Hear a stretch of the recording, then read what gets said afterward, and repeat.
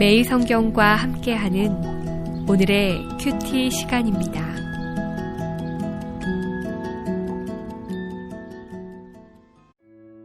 (7월 19일) 오늘의 말씀은 에스겔 6장 1절에서 14절입니다.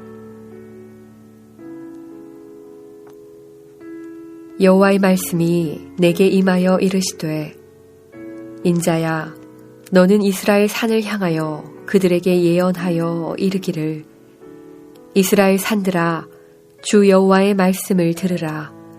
주 여호와께서 산과 언덕과 시내와 골짜기를 향하여 이같이 말씀하시기를, 나 곧 내가 칼이 너희에게 임하게 하여 너희 산당을 멸하리니, 너희 제단들이 황폐하고 분향 제단들이 깨트려질 것이며, 너희가 죽임을 당하여 너희 우상 앞에 엎드러지게 할 것이라. 이스라엘 자손의 시체를 그 우상 앞에 두며 너희 해골을 너희 제단 사방에 흩으리라. 내가 너희가 거주하는 모든 성읍이 사막이 되게 하며 산당을 황폐하게 하리니, 이는 너희 제단이 깨어지고 황폐하며 너희 우상들이 깨어져 없어지며 너희 분향 제단들이 찍히며 너희가 만든 것이 폐하여지며 또 너희가 죽임을 당하여 엎드러지게 하여 내가 여호와인 줄을 너희가 알게 하려 함이라. 그러나 너희가 여러 나라에 흩어질 때에 내가 너희 중에서 칼을 피하여 이방인들 중에 살아남은 자가 있게 할지라. 너희 중에서 살아남은 자가 사로잡혀 이방인들 중에 있어서 나를 기억하되, 그들이 음란한 마음으로 나를 떠나고 음란한 눈으로 우상을 섬겨 나를 근심하게 한 것을 기억하고 스스로 한탄하리니, 이는 그 모든 가증한 일로 악을 행하였음이라. 그때에야 그들이 나를 여호와인 줄 알리라. 내가 이런 재앙을 그들에게 내리겠다 한 말이 헛되지 아니하니라. 주 여호와께서 이같이 이르시되, 너는 손뼉을 치고 발을 구르며 말할지어다. 오호라, 이스라엘 족속이 모든 가증한 악을 행함으로 마침내 칼과 기근과 전염병에 망하되, 먼 데 있는 자는 전염병에 죽고 가까운 데 있는 자는 칼에 엎드러지고 남아있어 애워싸인 자는 기근에 죽으리라. 이같이 내 진노를 그들에게 이룬즉 그 죽임당한 시체들이 그 우상들 사이에 제단 사방에 각 높은 고개 위에 모든 산 꼭대기에 모든 푸른 나무 아래에 무성한 상수리 나무 아래 곧 그 우상에게 분향하던 곳에 있으리니, 내가 여호와인 줄을 너희가 알리라. 내가 내 손을 그들의 위에 펴서 그가 사는 온 땅 곧 광야에서부터 디블라까지 황량하고 황폐하게 하리니, 내가 여호와인 줄을 그들이 알리라.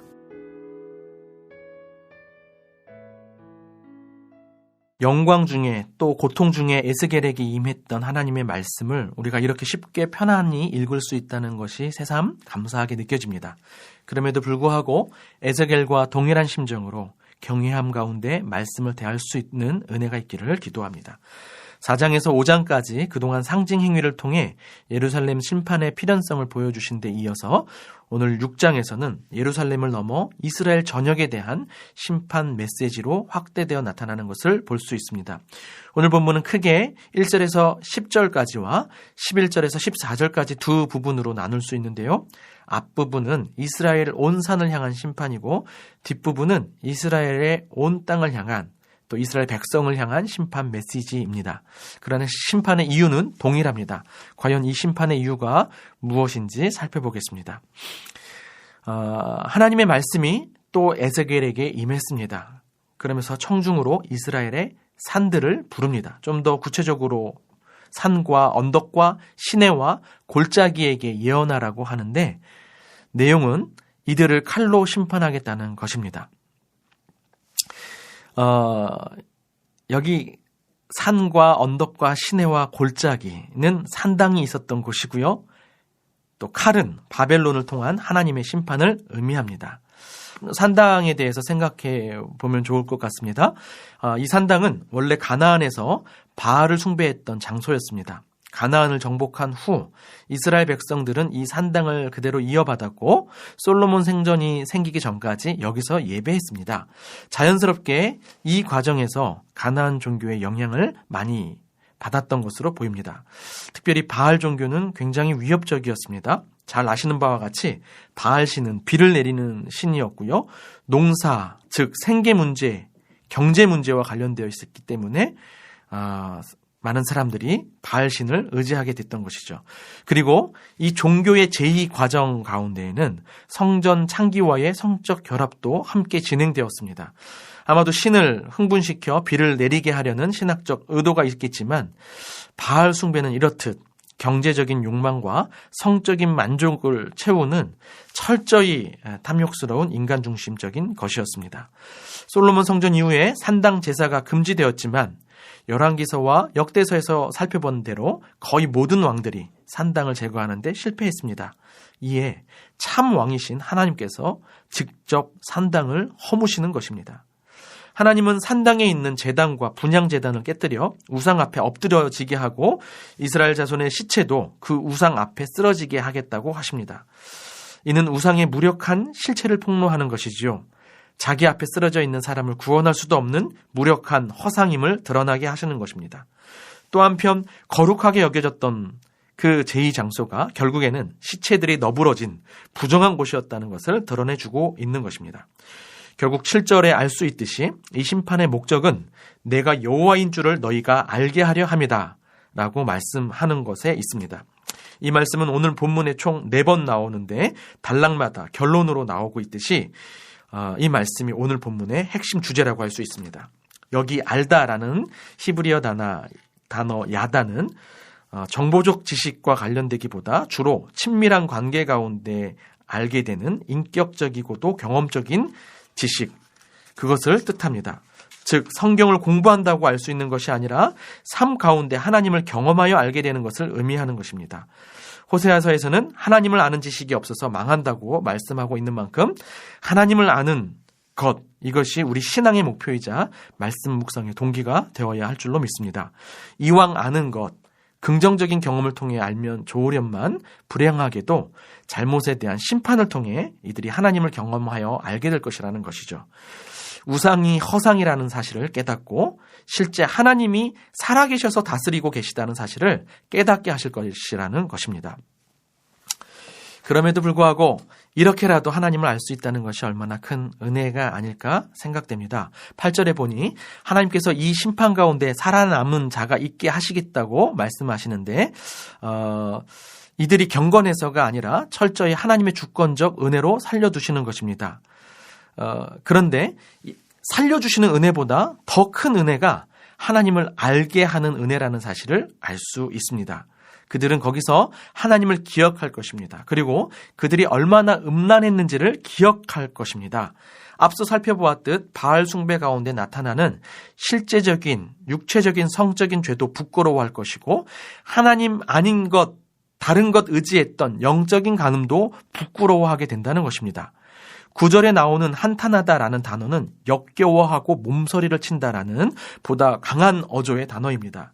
죄에 대한 미움뿐 아니라 하나님을 근심하게 한 것에 대한 미움과 그러한 역겨움이 생긴다는 것이죠.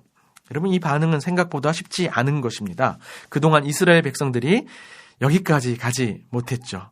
잠시 심판 가운데 살아남은 게 중요한 것이 아닙니다. 이들이 죄에 대한 참된 회개와 미움을 갖지 못한다면 또다시 죄로 돌아가서 더 비참한 심판을 당할 수밖에 없을 것입니다. 잘못인 줄 알아도 그동안 은밀히 혹은 대놓고 자기 욕망을 채우며 즐거워했기 때문에 죄를 미워하는 것은 쉬운 일이 아닙니다. 그래서 잠깐 회개하고는 곧 돌아서기 십상인 것이 우리들이지요. 혹 우리 가운데 죄인 줄 알면서도 미워하지 못하고 하나님과 겸하여 섬기는 것이 있습니까? 이렇게 심판을 통해서라도 죄에 대해 역겨워하며 거룩하신 하나님을 참되게 알고 닮아가게 해달라고 여러분 기도할 수 있어야 할 것입니다. 심판 중에도 하나님의 살아계심을 경험적으로 안다는 것은 크나큰 축복입니다. 마지막 문단에서 이스라엘 족속에 대한 심판이 나타나는데요. 13절에 보면 여기서도 시체들이 우상 사이에 널브러질 것이라고 말씀하십니다. 즉, 이 심판도 우상 숭배 때문이라는 사실을 알려주는 것입니다. 온 땅을 심판하신다는 것을 보니 우상 숭배가 온 땅에 만연해 있다는 사실도 알려주고 있습니다. 말씀을 맺습니다. 우상 숭배 때문에 나라가 망한다는 이 내용을 우리 현실에 문자적으로 적용하는 것은 주의가 필요할 것입니다. 이스라엘은 하나님께서 하나님만 섬기도록 민족적으로 택한 특별한 위치를 갖는 공동체이기 때문입니다.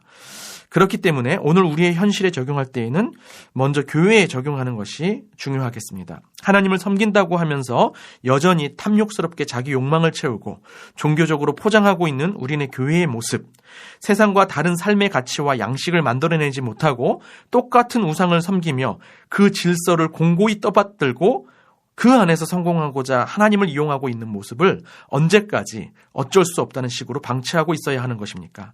이 세대를 본받으면서 그 속에서 잘된 이야기만 간증되고 이 세대를 본받지 않는 다른 삶을 살기 때문에 마주하는 고난의 이야기는 왜 들리지 않는 것일까요? 하나님을 알지 못해서 그런 것은 아닐까요? 에스겔, 예레미야 시대의 하나님 백성처럼 결국엔 망해봐야 다시 회복으로 들어서는 전철밖에는 답이 없는 것일까요? 기도하겠습니다. 하나님, 질투하시는 하나님, 우리의 간음을 용서해 주십시오. 말씀을 전하고 현재 기도하고 있는 이 순간에도 두 마음을 품고 있는 저를 긍휼히 여겨 주십시오. 제발 무감각하게, 지독하게 자기 욕망에 이끌려 살지 않게 하시고 호되게 징계를 받는 한이 있더라도 하나님 백성답게 다르게 살아갈 수 있도록 깨우쳐 주십시오. 정말로 우상이 아무런 힘이 없는 실체라는 사실을 분명하게 깨닫게 하시고 스스로 속아 넘어가지 않게 해주시고 하나님만 의지하고 사랑하는 저와 또 오늘 함께 묵상하는 모든 성도들이 되도록 축복하여 주시옵소서. 예수님 이름으로 기도드립니다. 아멘.